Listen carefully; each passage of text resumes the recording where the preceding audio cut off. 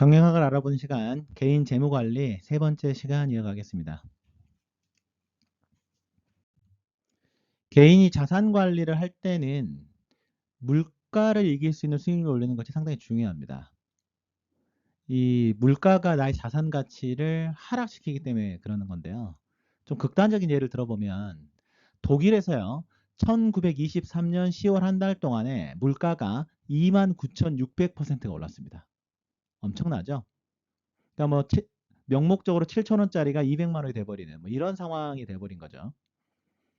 그러니까 독일이 1차 세계대전 패전국이었죠. 엄청난 배상금을 갚을 길이 없으니까 국내 부채라도 떨어버리려고 화폐량을 큰 폭으로 이제 늘려버린 거죠. 너무나 많이 통화가 돌아다니니까 돈에 대한 가치가 떨어져 가지고요. 뭐 돈 가지고 블럭 쌓기 놀이하고 있고 돈 태워 가지고 뭐 밥 해먹고 있고 뭐 이런 겁니다. 자, 이런 식으로 돈에 대한 가치가 떨어져 버리게 되면 누가 손해 보는 거죠?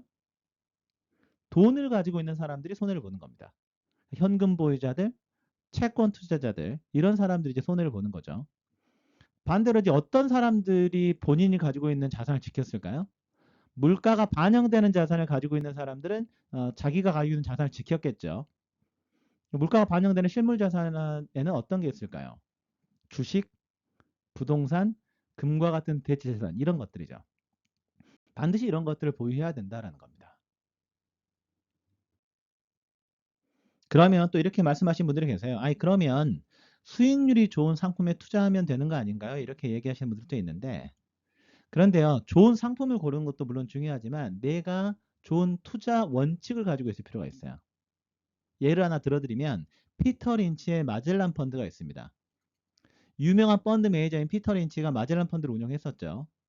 언제 운영했느냐? 피터 린치가 운영했던 기간은요. 1977년부터 1990년까지 13년 동안 운영을 했는데 그 기간 동안 마젤란 펀드의 누적 수익률이요. 2703%였습니다. 27배. 엄청난 수익률인데요. 만약에 제가 막내딸이 태어나가지고 그냥 내가 너무 예뻐서 5천만 원 증여했다고 가정해 볼게요.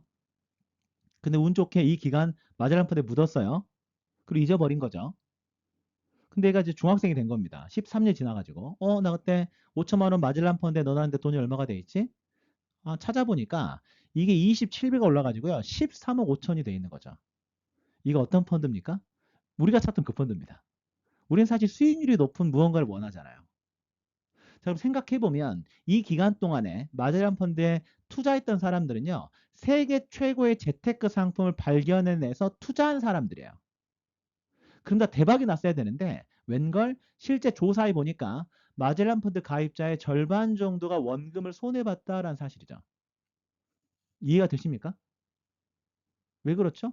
왜 이 13년이란 기간 동안에 펀드는 27배 수익이 났는데 왜 이 펀드에 투자한 사람들은 오히려 수익은커녕 원금을 손해본 사람까지 있었던 거죠? 단기 투자이기 때문에 그렇습니다. 이 상품이라고 해가지고 절대 직선으로 우상향하는 게 아니에요. 엄청난 변동성을 가지고 우상향을 하는 건데 그래서 이제 장기적으로 우상향하는 자산을 좀 이해를 해야 되는 거죠. 이 마젤란 펀드가 장기적으로 우상향한다라는 확신이 있었다면 그냥 묻어놓거나 꾸준하게 분할 매수했으면 엄청난 수익을 얻었을 건데 굳이 이제 단기적으로 끊어보는 거죠. 그래서 단기 고점에서 가입해서 단기 저점에서 깨고 또 단기 저점에서 또 들어가 또 깨고 이런 것들이 반복되다 보면 좋은 성과를 얻기가 어렵다라는 겁니다. 그래서 이제 일반적인 분들은요, 투자 성공 사례를 보는 것보다는 좀 투자 실패 사례를 먼저 이해할 필요가 있는데요. 투자 실패하는 이제 유형은 여러 가지가 있습니다. 첫 번째가 유행 따라 투자를 할 때 투자 실패할 확률이 매우 높습니다.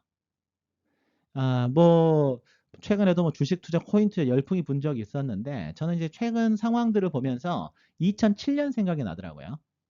2007년도에 가장 인기가 있었던 재테크 상품 중에 중국 펀드가 있었습니다.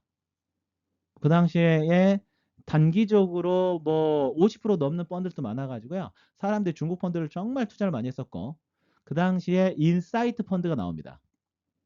한 달 만에 4조 7천억을 끌어볼 정도로 선풍적인 인기였는데 그래서 퇴직자들께서 뭐 1억 2억 투자 많이 하셨어요.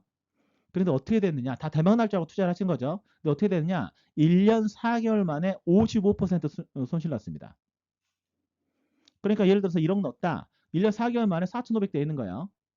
이걸 경험한 사람들은 이 상품은 나쁜 거라고 생각하겠죠. 그런데 또 아래에서요. 6년 3개월 동안 266% 올라요. 그러니까 저는 이게 단기 투자에서 찍어서 맞춘다라고 하는 것은 불가능하다고 생각하지만 어떤 사람이 운 좋게 아래에서 1억 넣었다. 3억 원이 넘는 돈이 돼 있는 거예요. 그래서 상품이 문제가 아니라 실제적으로 우리가 어떤 투자 원칙을 가지고 있느냐가 중요한데 그 중에 하나가 투자 기간이 짧을 때는 내가 아주 투기적인 성향이 아니라면 그냥 안전하게 하는 게 낫다라는 겁니다. 그런데 장기 투자를 안전하게 하게 되면 이것도 문제가 되는데 대표적인 재테크 실패 상품으로 많이 거론되는 것 중에 교육보험이 있습니다. 뭐 지금도 10만 원의 구매력이 있지만 90년대 10만 원의 구매력은 지금보다 훨씬 높았겠죠. 근데 어머님들 다 들었습니다. 왜? 이 말 믿고 너가 지금 힘들지만 이거 하나 들어놓으면 애 2명 대학 교육 시킬 수 있어. 이 말 먹고 가입했죠. 지금 근데 대학 등록금 얼마입니까? 한 500 한다고 칠게요. 그래서 그렇게 힘들게 부었던 교육보험에서 한 학기 얼마 나오냐? 한 학기 한 120 나옵니다. 애 2명 대학 교육은커녕 한 명의 3분의 1도 안 돼버리는 이런 일이 왜 벌어졌을까요? 대학 교육 물가가 한때 연 8%씩 쫙 치고 올라갈 때 이 상품은 너무 안전하게 한 2% 정도 굴러가게 만들었다 보니까 해당 시점에 별 재미가 없어져 버린 거죠. 그래서 단기 투자는 안전하게 하는 게 맞지만 장기 투자로 가면 갈수록 물가를 이길 수 있는 수익률을 올리는 것이 중요하다. 이렇게 보시면 되겠습니다. 그래서 이제 올바른 투자 포트폴리오를 설계하려면요. 다음과 같은 단계를 따르면 좋죠. 가장 중요한 것은요. 일단 투자 기간에 따른 자산 배분안을 만드는 것이 매우 중요합니다. 투자 기간이 길어지면 길어질수록 주식형 자산 비중을 늘릴 필요가 있고요. 투자 기간이 짧아지면 짧아질수록 채권과 현금 같은 안전자산 비율을 좀 높여줄 필요가 있습니다. 그리고요.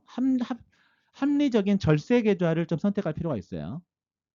그러니까 계좌의 역할과 상품의 역할은 다릅니다. 계좌의 역할은 세금을 줄여주는 거고요. 상품의 역할은 수익률을 높여주는 겁니다. 여러분들이 뭐 가입할 만한 계좌는요. 예를 들어 ISA라는 계좌가 있어요.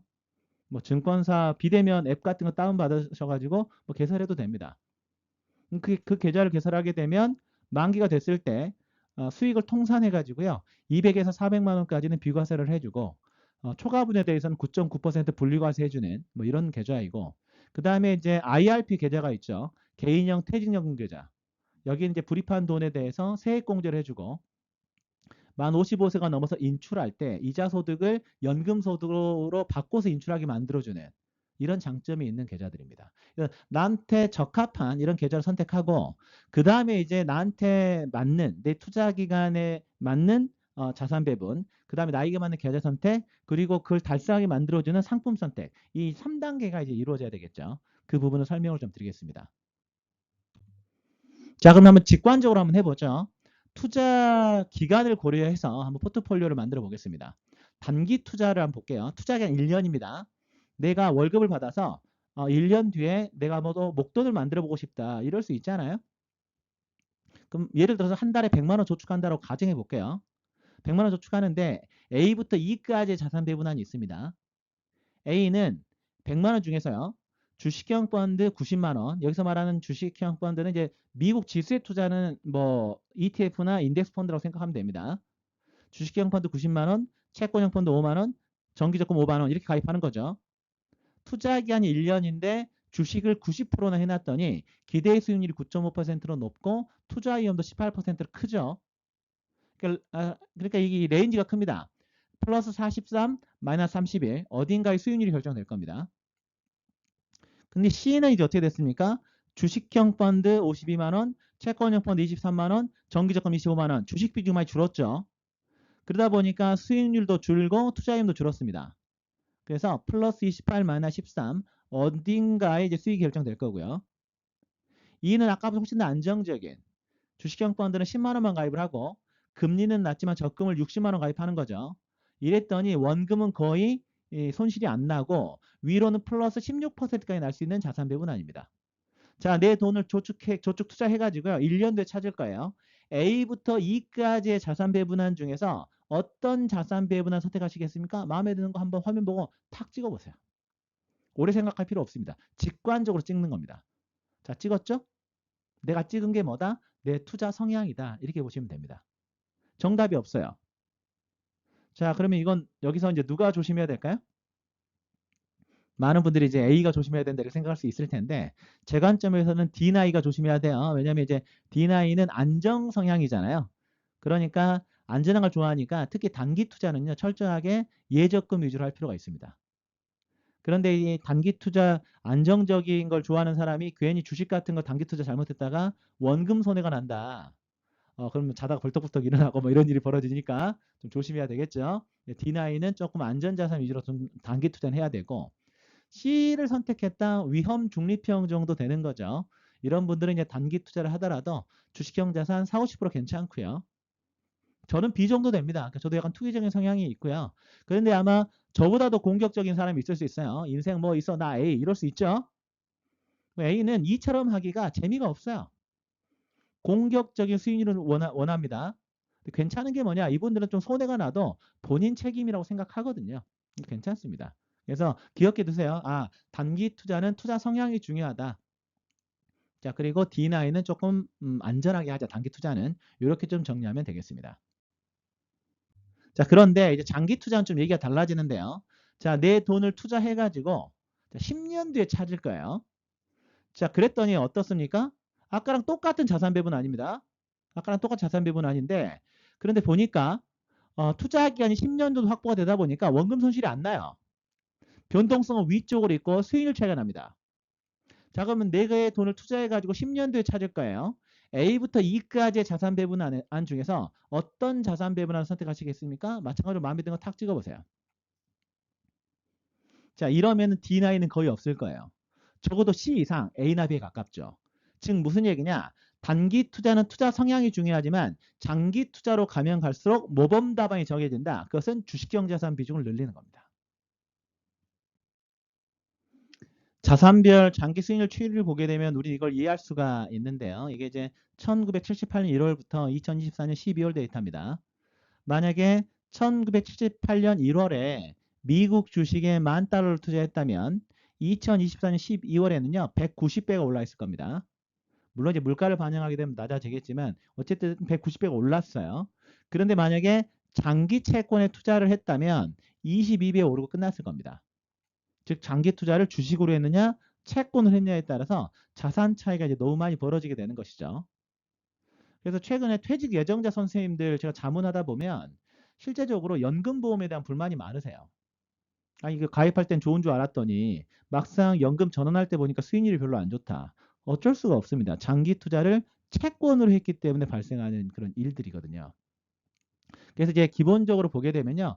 장기 투자가 가능할 때는 일단 주식, 그중에서도 이제 미국 지수를 추종하는 형태로 좀 투자를 하는 것이 좋다. 이렇게 말씀을 드리는데, 근데 단기 투자는 얘기가 달라져요. 단기 투자는 언제라도 이런 일이 벌어지거든요.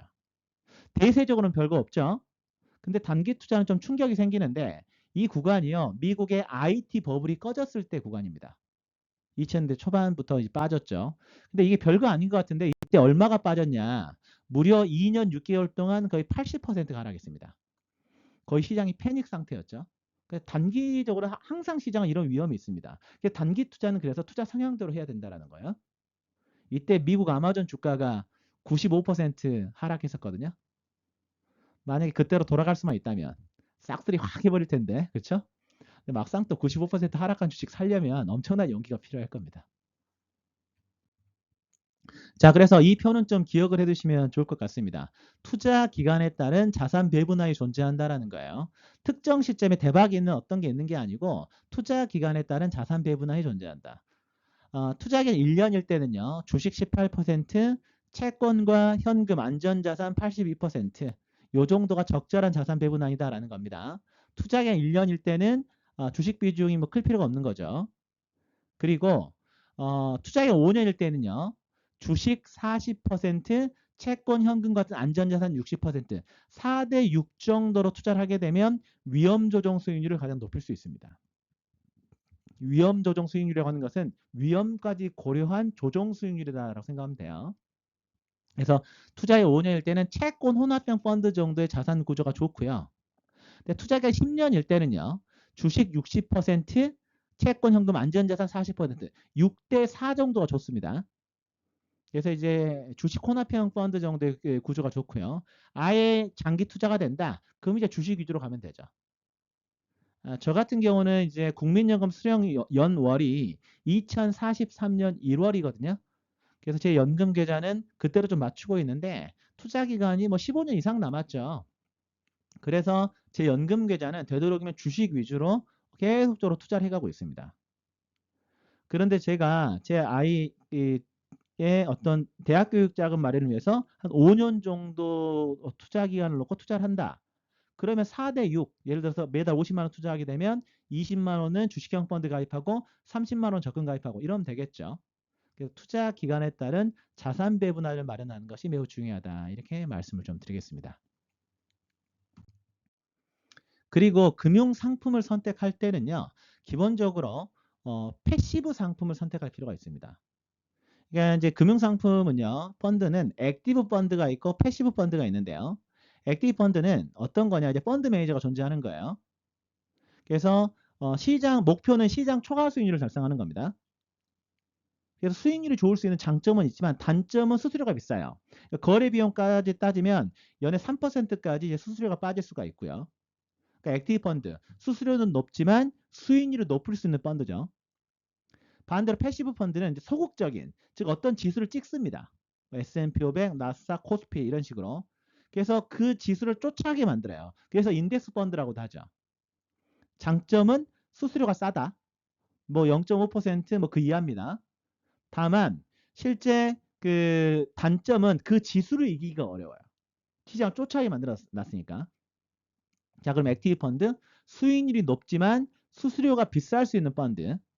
인덱스 펀드 수수료는 싸지만 시장을 쫓아가는 펀드. 어떤 게 유리할까? 인덱스 펀드가 압도적으로 유리합니다. 왜 그러냐면요. 펀드 매니저들이 실제 능력치가 좋다 손 치더라도요. 투자 기간이 길어지면 길어질수록 수수료가 누적되잖아요. 그거를 이기면서까지 지수를 이기는 것이 사실상 불가능하기 때문에 그렇죠. 이걸 증명해 준 사람이 워렌 버핏인데요. 워렌 버핏이 이제 버크셔 해서웨이 주주들 대상으로 이렇게 에, 서한을 보내죠. 2004년도에 어떤 주장을 하느냐. 액티브 펀드 매니저들이 인덱스 펀드의 수익률을 이기기가 사실상 불가능하다는 주장을 합니다.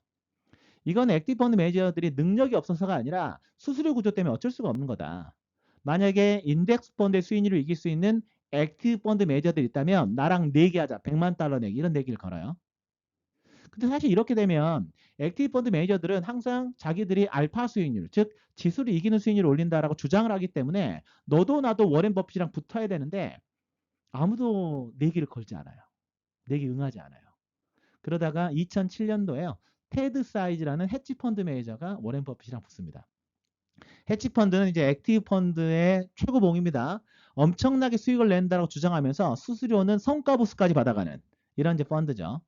그래서 테드 사이즈는 자기들이 운용하는 헤지 펀드 세트 그리고 워렌 버핏은요 가장 기본적인 오늘 계속 얘기하고 있는 S&P 500 인덱스 펀드 이렇게 선택해가지고요 2008년 1월 1일부터 2017년 12월 31일까지 10년 동안 수익률 게임을 하거든요. 누가 이겼냐?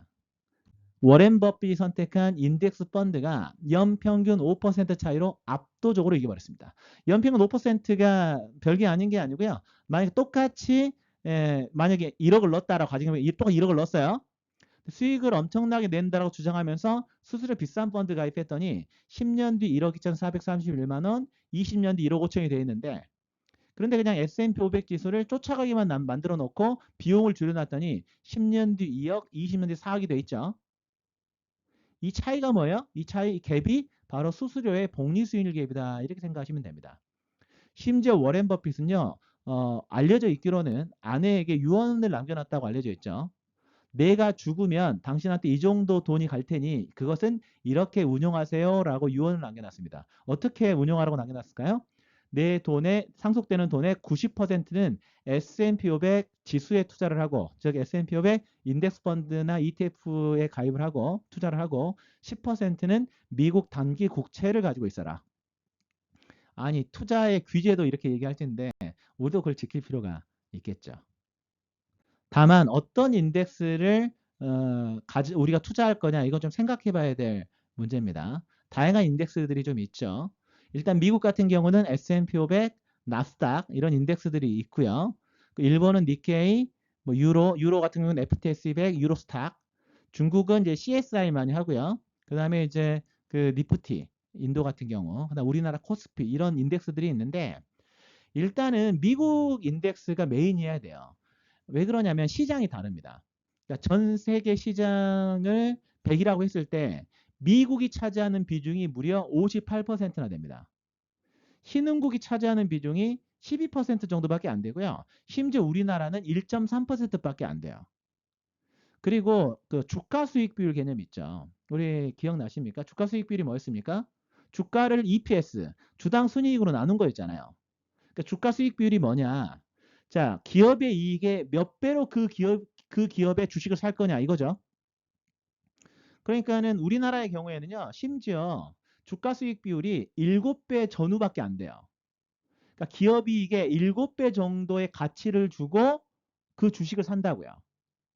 그래서 미국은요, 주가 수익 비율이 25배에서 30배 정도 나옵니다. 기업 이익의 25배에서 30배 정도의 가격을 주고 지불을 하고 주식을 사는 거죠. 그 이유가 뭐냐? 미국 시장, 자본 시장이 투명하기 때문에 그래요. 그러니까 우리나라의 경우에는 그 이게 기업의 어떤 그 주식들이 보게 되면 기업들이 뭐 좀 순환 출자로 좀 엮여 있어서 지분 구조가 조금 이제 불투명한 데다가 그렇다 보니까 기업 이익이 나도 뭐 배당 잘 안 하려고 하고 이러다 보니까 상당히 저평가되어 있는 부분들이 있죠. 그리고 물적 분할이 허용되기 때문에 어떤 기업에 장기 투자해놨는데 뭐 어떤 배터리 같은 거 쏙 빼가지고 다 상장해버리고 그래서 장기 투자하기 매우 어려운 나라입니다. 우리나라는. 이게 조금 저는 정비가 돼서 우리나라가 선진국 지수 좀 갔으면 좋겠어요. 그러면 이제 훨씬 더 자본시장이 건전해지고 주가 수익률도 높아질 거거든요. 자, 이런 것들로 봤을 때 일단은 메인 포트폴리오는 미국일 필요가 있고요. 자, 미국만 투자하기 조금 부담스러울 때 분산을 한다면 어디가 괜찮을까? 결론부터 말씀드리면요. 인도가 괜찮습니다. 인도가요. 사실 미국과 비교했을 때 연평균 수익률은 낮지만 실제 미국과의 상관관계가 0.56 정도가 되기 때문에 사실은 이제 미국을 메인으로 놓고 인도를 일정 정도 편입해 놓게 되면요. 어떤 장점이 있냐면 조금 위험 조정 수익률을 높일 수 있는 장점이 있습니다. 자, 반대로 투자를 해서는 안 될 나라가 있어요. 그게 어디냐? 대표적인 나라가 중국과 베트남입니다. 중국과 베트남 같은 경우는요, 기본적으로 어떤 문제점들이 있냐면, 일단은, 어, 이제 공산주의, 사회주의 뭐 이런 국가이기 때문에 정책에 대한 불안정성이 워낙 크고요. 그러다 보니까 연평균 수익률이 최근 10년 기준으로 봤을 때 중국의 경우에는 연평균 수익률이 뭐 2%도 채 나오지 않고 베트남은 심지어 마이너스입니다. 그런데 표준 편차는 커요. 표준 편차가 크다라는 게 뭐죠? 들쑥날쑥 하면서 중국을 횡보했던 거고 심지어 베트남은 아래로 간 거예요. 근데 표준 편차 크기 때문에 특정 시점에서는요 위로 쫙 올라가면서 수익률이 높았을 기간이 있었을 수 있습니다. 만약에 특정 기간에 중국 펀드의 수익률이 높은 걸 봤거나 아니면 베트남 펀드의 수익률이 좋은 걸 본 사람은요, 아, 그 상품이나 그 나라가 수익률이 정말 좋다라고 오판할 수 있어요. 그래놓고 투자하게 되면요 사실 이거 망하는 지름길입니다. 그래서 신흥국들에 투자할 때 한국 포함해가지고요. 중국이나 베트남 이렇게 투자할 때는 사실은 약간 투기적으로 접근할 필요가 있다. 그래서 좀 하락장에서 보고 위로 갔을 때 이제 투자를 하는 이런다면 모르겠지만 그럴 자신이 없다면 그냥 미국을 메인으로 놓고 일정 정도 인도를 편입하는 것이 훨씬 더 정말 괜찮은 이런 투자 전략이다. 이렇게 정리하면 되겠습니다. 자, 그래서 이제 여러분들이 뭐 이런 것들을 놓고 한번 검색을 해보시면 될 것 같아요. 은행 주거래 은행에서 주로 이제 그 투자를 한다 이런 사람들은 여기 이런 인덱스 펀드들이 있습니다. 그렇죠? 이렇게 미국 나스닥이나 S&P 500 투자하는 인덱스 펀드들이 있고요. 증권사를 이제 메인 플랫폼으로 투자를 한다 관련되어 있는 ETF들이 있습니다. 저 같은 경우는 이제 어, 코덱스 미국 나스닥 100 TR 저는 이런 ETF 상당히 좋아하고 꾸준히 사모으고 있는데 뭐 이런 것들을 이제 투자하는 것도 괜찮고요. 미국 상장 ETF고 그리고 인도, 한국 이런 것들이 있으니까 좀 참고하셔가지고요. 본인 포트폴리오에 활용하면 되겠습니다. 자, 세 번째 시간 마무리하면서요. 다음의 내용을 생각해 보면 좋을 것 같습니다. 본인이 이제 사회초년생이 되고 아니면 이미 이제 직장 다니면서 투자를 하고 있잖아요. 본인의 재무적인 목표가 있을 겁니다. 단기적으로 목돈을 마련한다라거나 중기적으로 뭐 결혼을 한다라거나 전세자금 마련한다라거나 내 집 마련한다라거나 멀리 남아 있지만 뭐 은퇴자금을 마련한다거나 이런 것들이죠. 각각의 투자 기간에 따라 다를 겁니다. 살펴봤던 것처럼 투자 기간에 따라서 주식 비중을 몇 퍼센트 가져가야 될지 합리적인 기준선들이 있었죠. 그래서 본인의 투자 기간에 따른 자산 배분화를 한번 만들어 보고요. 거기에 어떤 주식형 상품을 선택하는 게 좋을 것인지 한번 정리해 보면 좋겠습니다.